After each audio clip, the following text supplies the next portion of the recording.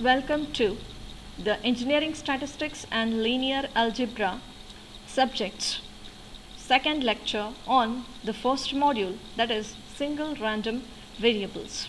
We discuss what is the probability mass function here.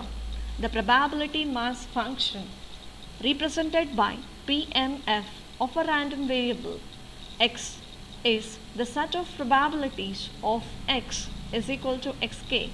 Mathematically, it's written as Px of xk is equal to P of x is equal to xk. Means, what is the value taken by our probability function at a particular value, that is xk. It could be anything like 0, 1, or it may be any value. So which will be listed in its random variable space set. For example, in case of tossing of the coin, if we are as in the last class, if we are considering the counting of number of heads as the x random variable, then 1 and 0 are the outcomes. So here the value taken, the probability value taken at x is equal to 1 and at x is equal to 0 are nothing but the probability mass functions. Here we go for understanding a problem to go for the deep understanding out of it. Let's consider that the sum of PMF over all value like xk is k is equal to 1, 2 and so on, infinity, is equal to unity. Of course, the probability sum of the probability density functions is always equal to unity. And let P of 0 is 1 by 4, P of 1 is 1 by 2 and P of 2 is 1 by 4. Then the PMF of that one is represented by Px of xk at x is equal to 0. At x is equal to 0, I mean x0 we represent. P of x is equal to x0 is 1 by 4, which will be represented at the 0th place. So P of 0's value is nothing but 1 by 4. So P of x is equal to 0 as indicated in the definition. So P of x is equal to xk. Here the value of our xk is 0. So at 0 it takes 1 by 4. At 1, at P of 1, it takes 1 by 2. So which will be represented with a more amplitude, higher, more like the larger amplitude than the previous. And the last one, I mean for x is equal to, xk is equal to 2, it is represented by 1 by 2 again, and the sum of all this is equal to 1. So the summation, it can be from minus infinity to plus infinity, Px of xi. So when we take up the sum of all the possible values listed for our random variable, then we get the sum as equal to 1 always. This probability density function PDF is the derivative of CDF function with respect to some dummy variable, and it's called as the probability density function. So PDF fx of x is nothing but d by dx of fx of x. So the properties of PDF, the first property, PDF is non-zero for all the values of x.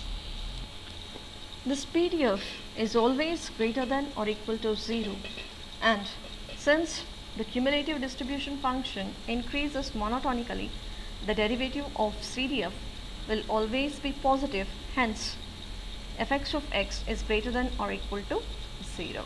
The second one is the area under the PDF curve is equal to 1. So the integration from minus infinity to plus infinity fx of x dx is equal to 1. Proof is fx of x is equal to d by dx of fx of x. So when we go for this integration, so integration of d by dx of fx of x dx will be like, it is nothing but the fx of x integration, of course, which will be from minus infinity to plus infinity. As integration and differentiations are the reverse processes, so we write this as fx of x integrated from minus infinity to plus infinity. So we get fx of infinity and fx of minus infinity. When we subtract, we are going to get it as 1 itself. The third property is like the CDF is obtained by integrating the PDF. That is, fx of x, the CDF, is the integration from minus infinity to x, the PDF function. So fx of x is d by dx of fx of x. And we know that integration from minus infinity to x is nothing but when we substitute this fx as the differentiation, we cancel out both of these, and it is fx of x running from minus infinity to x. So when we subtract, we get fx of x itself. These are the simple proofs.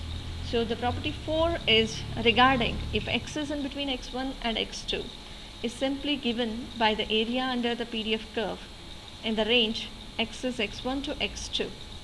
Then the proof of this one can be expressed by the exclusive events. So x is less than or equal to x1 and x is in between x1 and x2. So p of x less than or equal to x2 is p of x less than or equal to x1, and when we sum them this, so when p of x less than x2 is nothing but the p of x less than or equal to x1 and the sum of x1 to x2. So when we analyze them, we know that this p of x in between x1 and x2 is equal to fx of x2 minus x1. So which will be given by integration from minus infinity to x2 for this, and even minus infinity to x1 for this, and which will be equal to x1 to x2 fx of x dx. Let's consider an example to understand these. Now, the example goes like this. A coin is tossed 3 times. Write the sample space which gives all possible outcomes.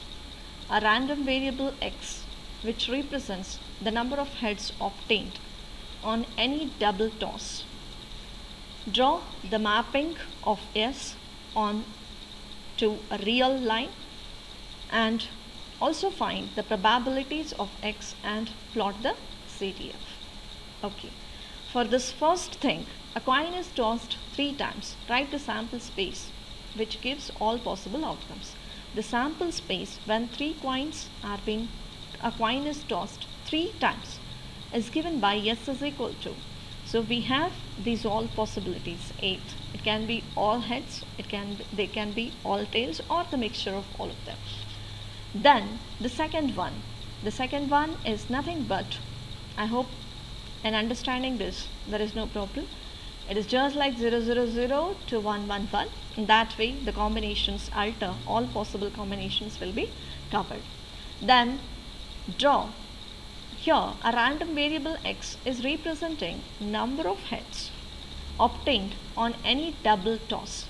On any double toss means we need to consider the 2 times tossing or 2 coins tossed at a time. So if 2 coins are tossed at a time or a coin is tossed 2 times, the results would be same. So either we may get both as heads or both as tails, or it may be head and tail or a tail and head. So number of heads we are talking about. So number of heads. Either there can be no heads, 1 head we may have, or 2 heads. So let's assign the variable like x0, x1 and x2 such that the number of heads. So the values taken are in this way. So x0 represents double tails and x1 in this way, and x2 2 heads. So which represents head head, head tail, tail head and tail tail. So x0 will be representing no heads. No heads means it is this, and both of these head tail or tail of heads, tail and head represents these like x1. So x1 is having two possibilities as per this. So these both come under x1, and x2 is like both are heads. Now we go for finding the CDF calculations of these. The calculation of CDF of x is equal to x naught is nothing but P of t into P of t, because x naught is nothing but probability of both the tails. So probability of tail is nothing but it is 1 by 2 into 1 by 2 into 1. So number of outcomes means the number of outcomes here in our list, the number of outcomes here both our tails is only 1. So we write that 1 by 2, 1 by 2, that is 1 by 4. Similarly, when it is x1, the probability like ht and th both are covered, p of h and p of t, they both are 1 by 2. But number of outcomes, because we have head tail as well as tail head. So when we have one head count, two options are there. So we write it as 1 by 2. And for this x2, when both are heads, again only one combination we have for both the heads. So the probability of having head is 1 by 2. So 1 by 2 into 1 by 2, and it is 1. So which will be 1 by 4. I hope this has been understood. The way of finding can be even in a different way. Fx of x naught, the CDF of x naught is nothing but 1 by 4. Of course, before this 0, before this x naught is nothing but a value. So we are representing x naught, x1 and x2 here. So x naught, x1 and x2 would be, so just we have calculated x naught. This x naught is equal to 1 by 4. So at x naught we represent 1 by 4. Before x naught there is no possibility. So at x naught it is 1 by 4. And even if we take any value of x which is a bit greater than x naught and less than x1, its value, CDF value remains 1 by 4. And when we go for x1, even the value of x1 gets added with it. So that is 1 by 2 gets added. So 1 by 4 plus 1 by 2, which will be 3 by 4. So in between x1 and x2, its values would be this. And when we cover this x2, so the value goes 1. So cumulative means the previous values, it is the cumulative sum up till the value we consider. And PDF of that, or the probability mass function of that event, would be represented in this fashion. For x0, x1 and x2, it is 1 by 4, 1 by 2 and 1 by 4. So that's what regarding the CDF and PDF functions. If any doubts are there, we'll discuss. So thank you for your patient listening.